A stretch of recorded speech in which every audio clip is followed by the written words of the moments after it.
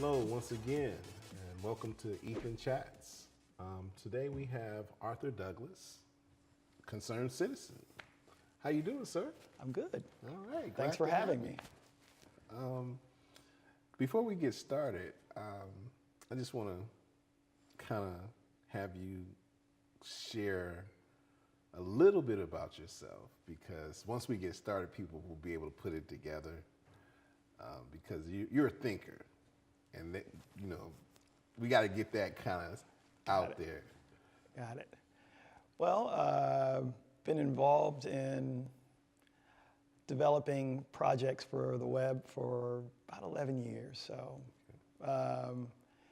can't really discuss most of it because of NDAs, but I've been involved in stuff. And again, we're a business partner of mine who lives in LA. We are working on something right now that we hope to launch by the end of the year, but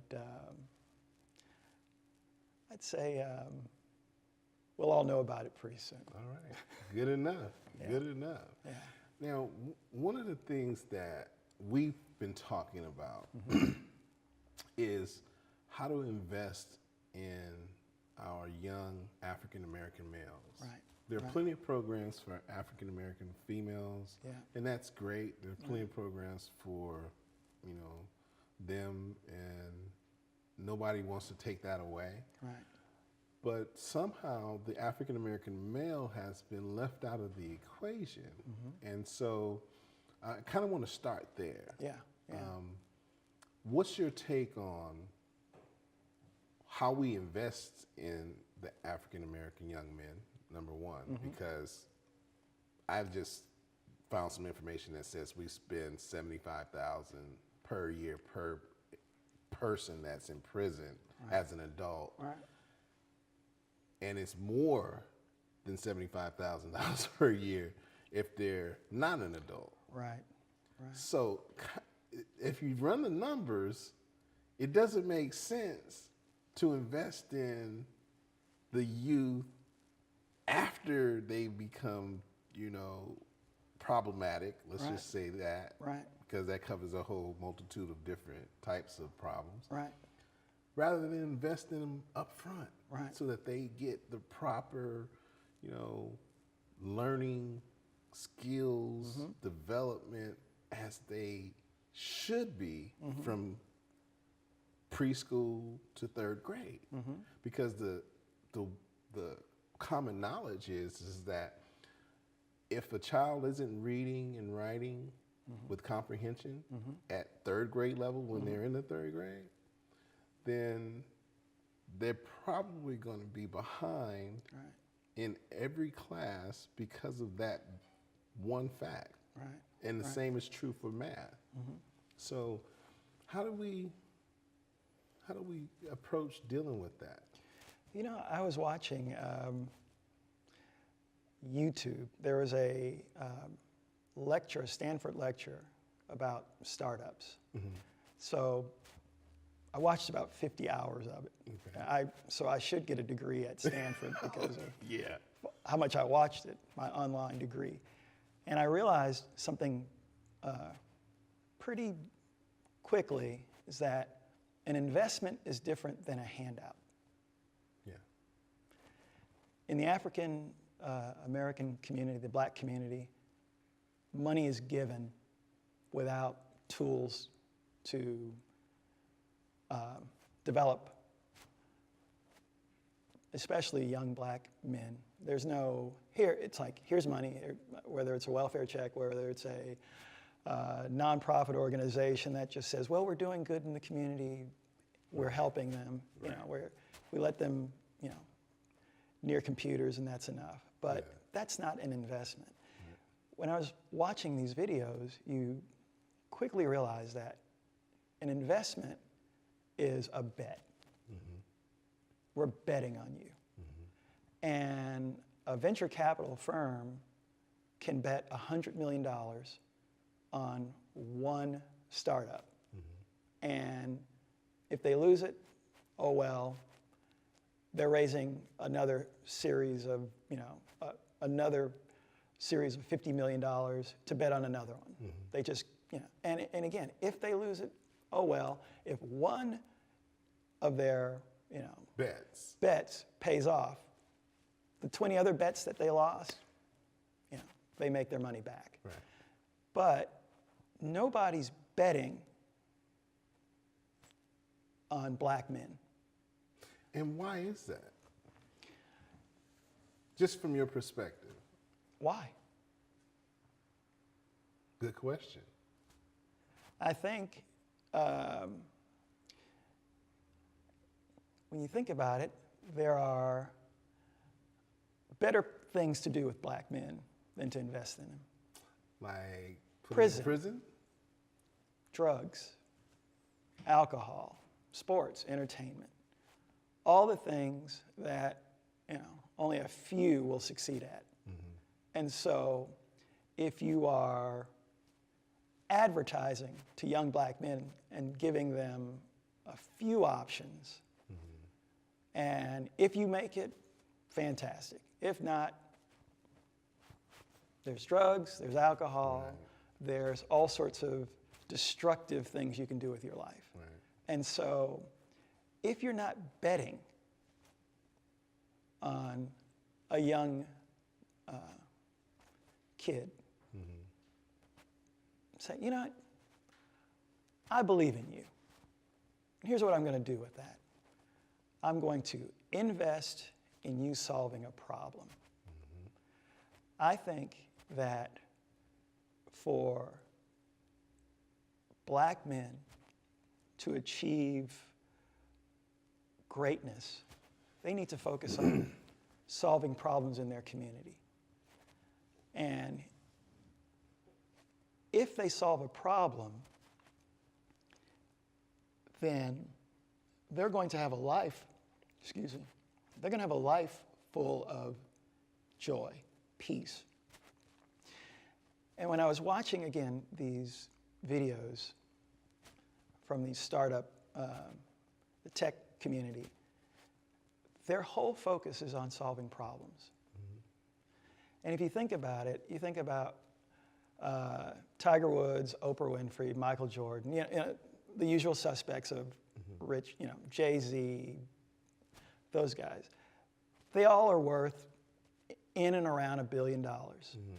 Yet Mark Zuckerberg is worth 60. Bill Gates is worth 90. Warren Buffett is worth 80. Uber is worth 70 billion. Real money. Right. Real money that affects real change. And yet, again, we're shown these small areas of where you can succeed. And then on the other end, hey, but if you really want to make change, solve a problem. Right. So I started thinking about that. I'm like, we as black men need to stop pointing all these young, talented kids who need another way out. And I thought, why don't we have some sort of startup community where we're investing in their happiness? Right. And so when I drilled down on that, realized that the biggest problem in our community is that we're not happy. I know, and again, that seems so simple. That's a very interesting diagnosis, because purportedly, especially in the African American community, majority of the population are Christians. Right. And Should be the happiest people on earth. should be the happiest people on earth, right? Besides Disneyland, of course. But what you're saying is that that's not the case. No, think about it. Happiness is different for men than women. True. Men find their happiness in doing. Right. Men need purpose. Right. When a man retires from his work, within 3 years he's dead because he has no purpose. He's That done is a his job. statistic. Yeah, he's done his job.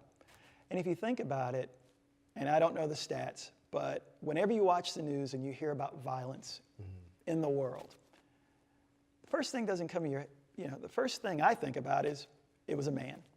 Right. And if it's a man, it's, it would be funny on the news if we reported that an unhappy man blew himself up.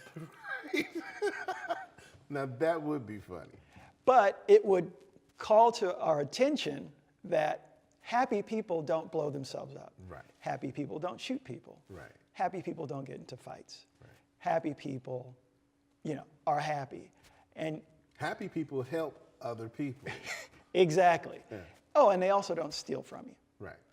But, and I thought a great way to test that is have a group of happy people, and if you bring someone around and they're not happy too, then they're unhappy. Right. And again, I know this is a simplified way of thinking about it, but we need a simplified way to think about it. And again, for a man, and I'm thinking, what if you went to a young or older man in your community and asked him, or asked that man or that young man, are you happy? And wait for the answer. Right. Because I don't think that the answer will come quickly. I don't either. I think that they would think about it and go, not sure. Right. And I believe that that is the beginning of happiness, is when you can't answer the question and then you have to wrestle with it. I think they call that self-discovery. And and I think that that is lacking in the black community. Okay. There's too much noise, there's too much distraction, there's too much, I have to take care of my family, I have to take care of myself. Because when you're in survival mode, Right. you can't write poetry. No, you can't even think. You can't think. You're trying to survive. Right. And if you're trying to survive, which is how the black community is constructed, is survival. Survival against the existential threat and the internal threat, which is I have to worry about my own family. Right. So if you're constantly in survival mode, then there's no time Right. to think. There's no time to find your purpose. There's no time to find a problem worth solving, worth your Right. time. Right. And I think that if we can fix that, then you can start the healing process. Right. But you have to get out of survival mode. Right. And the only way to do that is to have black men and women begin to make bets on their community. Investments. Yeah, which is just a bet, meaning I could lose it. Right. But, And being willing to lose. and being willing to lose, Right. because that is how you make change. Again, somebody bet on Bill Gates. Somebody bet on Mark Zuckerberg. Somebody bet on Jeff Bezos. Somebody made a bet. Yep. They were willing to lose it all Yep. because they believed in the individual. They didn't believe in Amazon. They didn't believe in Microsoft. They didn't believe in Facebook. They believed in those individuals. And that's a good point, because oftentimes we take the individual and hang them on a cross because they have different ideas about how to solve problems, right? Right? And we already discussed, predominantly African American, black people in Yeah. America, period, are Christians. Right. Right.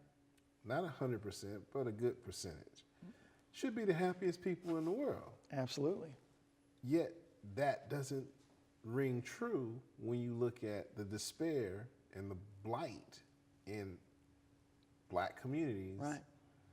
in inner cities and rural areas. Right. I mean, they still have, you know, people living in shanty houses Right. in the South, Right.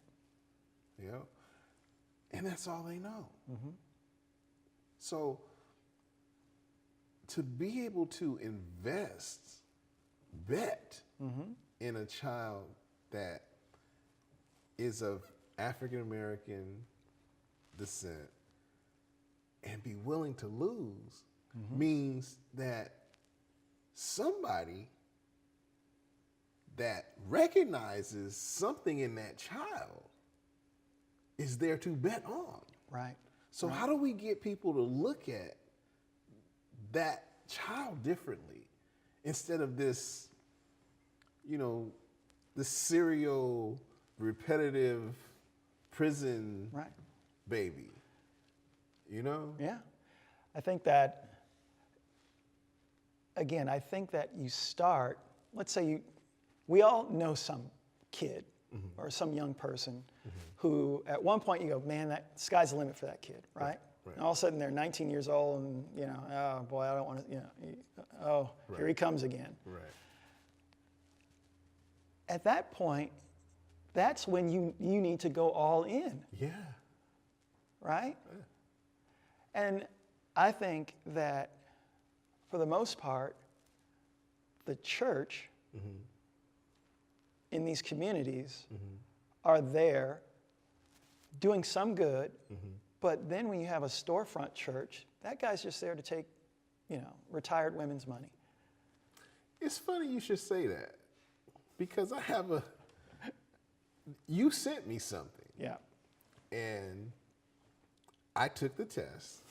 It's a link on the web. It's a website Yeah. and it's called Yeah. JesusLikesMe.com. Yeah.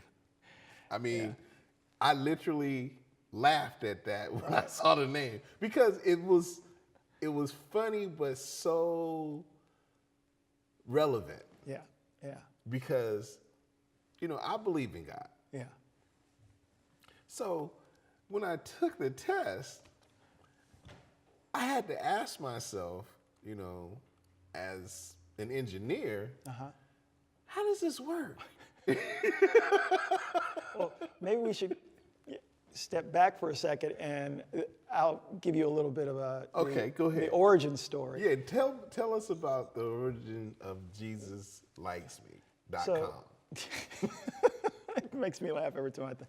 So in 2005, I was working on a project, and a friend of mine had invited me to a Bible study. And I went, oh yeah, okay, yeah, I'll go.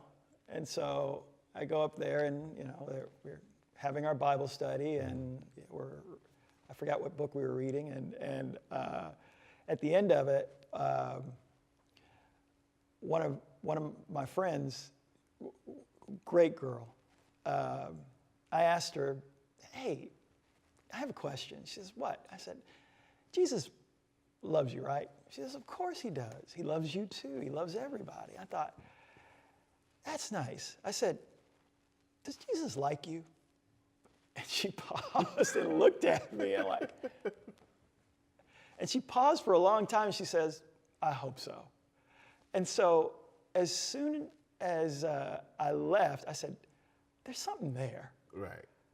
And I thought, if you're certain that he loves you, Right. but you're not certain he likes you. You need to do some serious reconciliation. So I thought, I called up a programmer, a friend of mine. I said, I have this idea. I said, what I want to do is I want to create a test for believers and non-believers, a test based on the golden rule. Right. And I said, just score it. Right. I'll send you the questions and just sort of break it down into points. Right. You know, you get so many points for whatever. And then well, before you continue, tell us what the golden rule is, because most people may not know what that is. Well, the golden rule is do unto others as you'd have them do to you. And again, if you had everybody on the planet just committed to doing that for one day, there'd be no problems. Exactly. And so after we worked out the details of the site, my programmer said, I don't want to be a part of this. Just leave me out. I said, that's fine.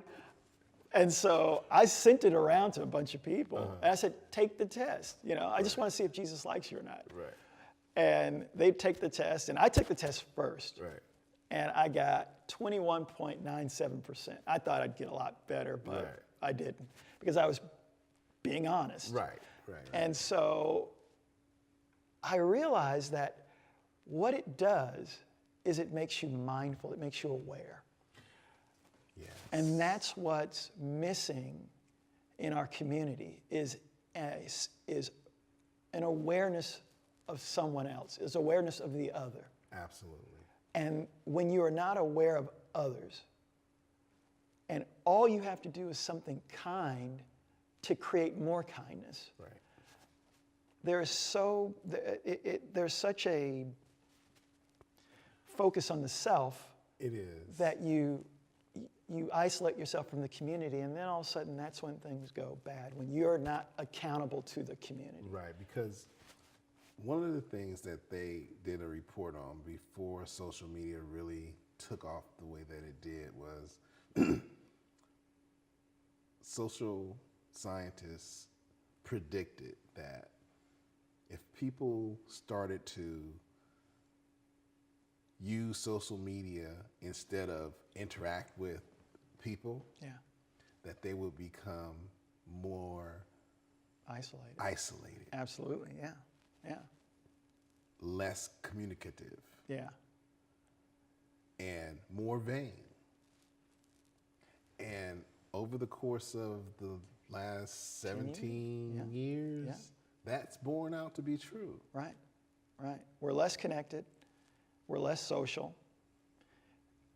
We don't talk to each other anymore. We talk at each other. We talk at each other. And emojis too. Yeah. And everybody it's a narcissistic system built to isolate, to throw ads at you, so that the platform makes billions, and yet you're left impoverished, both monetarily and spiritually and socially. Yeah, and just to get at that spiritually, there's a part of everybody that, mind, body, and spirit that they need to feed. If they don't feed their mind, then there are repercussions for that. If they don't feed their body the right nutrients, there's repercussions for that. Right. If they don't feed their spirit, there's repercussions for that. And we're seeing that. Right. And so when you introduce, Jesus likes me.com, I lit up because I see it as a tool, just like you articulated already, to hold people accountable. Right. Because if you say that you're a Christian, then your likability quotient should be pretty high. 92%. I cheated. I wasn't being honest. I was blown away by that. I was like, wow. I'm an engineer. Yeah, I know. And I was just, doing the QA testing on it. And I had to test the limits. Right. But the site, it wasn't designed to be bought out or anything like that. It was to make you mindful while you're in your community. It's a utilitarian tool.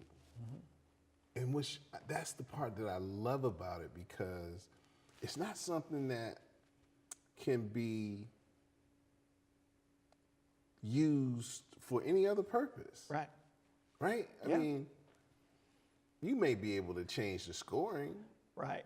But the idea, the concept behind it is to be accountable to your belief system. Right. And the great thing about it is you don't have to believe to take the test. No. Because it was set up for, one thing that believers and unbelievers have in common is that they both want heaven on earth. Right. We all want Heaven on earth. right. We all want to be happy. Right. Who doesn't want to be happy? Yeah. But I created this to be a tool towards happiness. Right. Because you're not isolated. Right. One of the test questions is have you hugged a loved one today? Right. Which means you can't hug them over the internet. No. You have to go to them. Exactly. Hug them. Right.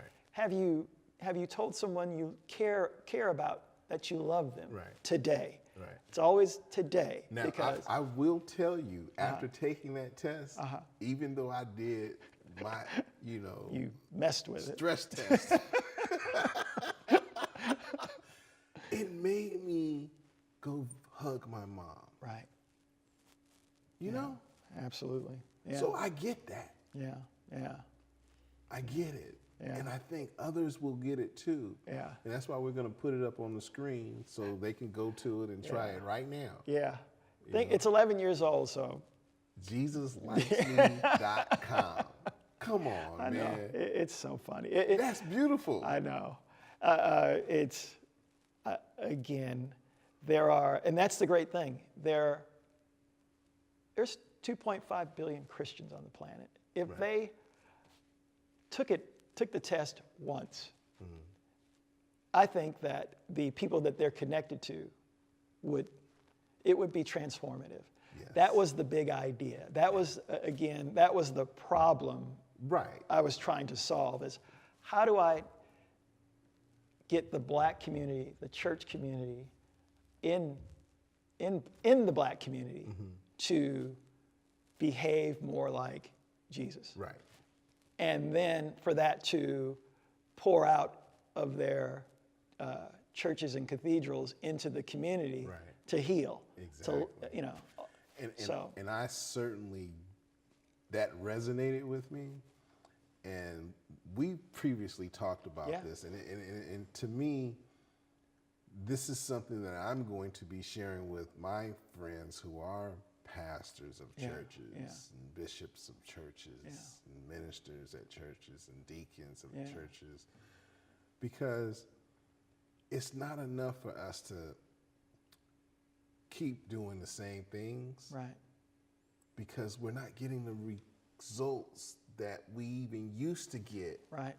with churches. Right. Church used to be a place where kids came and they worshiped, but they also learned. Right. They studied their schoolwork. Right. Right. You know, They had a good meal. they had a good meal. Right. The parents could leave them there, go do their job, come back during the summer. Yeah. That was my experience. Exactly, it's mine too. Yeah. And so we have programs now where they have to pay. Right. Now I get it; it costs, Right. whatever. Right. But back to the topic of investing Yes. in Yeah. the African American, the black young male Right. child. Right. Right. We have to do a better job of making sure that we don't keep preaching Right. God and Jesus, Right. but never act on Right. what's supposed to be being done. Right. And again, this is what I think is the central theme, is there's a problem here. If you can solve this problem, if there's a young black man or black woman out there that can solve that problem, Right. they'll have a publicly traded company. Absolutely. If you can figure out, That's a game changer. that is the biggest problem in our world. The biggest problem is how can you take young men who are again, most violence happens there. It is a massive problem in the black community. Right. You can figure that out, and that's the challenge. Yeah. You can figure that out, a way to invest in that area, turn those young minds, those older minds on to that problem. Right. Money will pour into the community. Well, I wish we had more time, but Art, it's been a pleasure. People at home, if you're watching this program, I want you to do two things. I want you to, one, try to find a problem that you can solve. Absolutely. Okay? Don't care what it is, solve a problem. I don't care how old you are, solve a problem. Absolutely. And the second thing is I want you to go to www.jesuslikesme.com and take the test and just see what your score is. Particularly if you are pastor, minister, deacon, bishop, missionary, just take it and see what your score is. I think it'll be interesting for you. All right. Thank you. We got to have you back again. I enjoyed it. It's been a pleasure. Look forward to those product announcements coming at the end of the year. I solved the problem. All right. That's what we want to do, solve problems.